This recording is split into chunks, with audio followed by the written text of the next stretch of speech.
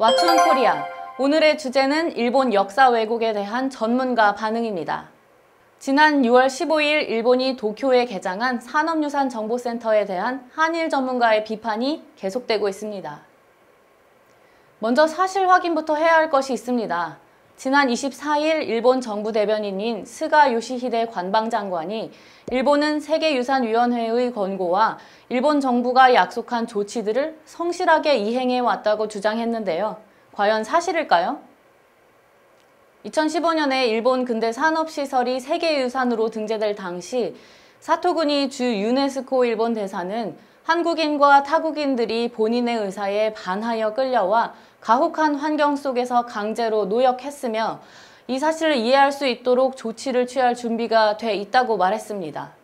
그런데 이번에 도쿄에 개장한 산업유산정보센터에는 이 강제 노역에 대한 내용이 없을 뿐 아니라 오히려 사실을 왜곡해 조선인 차별은 없었다, 급여를 제대로 지급받았다는 등의 내용이 전시된 겁니다.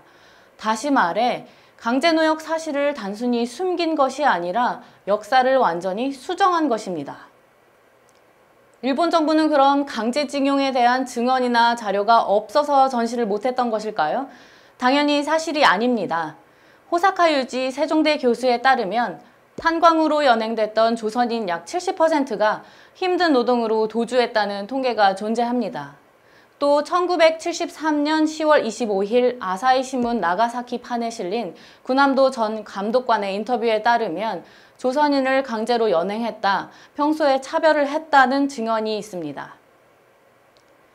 그럼 우리 한국을 비롯해 국제사회는 왜 이번 일본의 역사 왜곡에 관심을 가져야 하는 걸까요?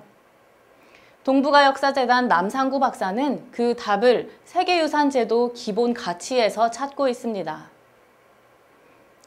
유네스코는 두 차례에 걸친 세계대전이 인류에 남긴 참혹한 역사를 반성하고 이를 되풀이하지 않기 위해 탄생했습니다. 그리고 이런 유네스코가 지정하는 세계유산 제도는 보편적 가치를 지닌 유산을 인류 공동의 자산으로 보존하기 위한 것입니다. 그런데 이 세계유산 제도가 일본의 역사를 미화하기 위한 수단으로 전락해서는 안 된다는 것이 남 박사의 주장입니다.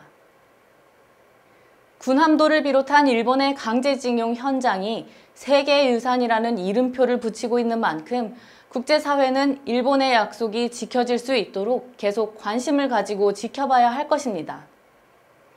지금까지 왓츠온 코리아 최유미였습니다.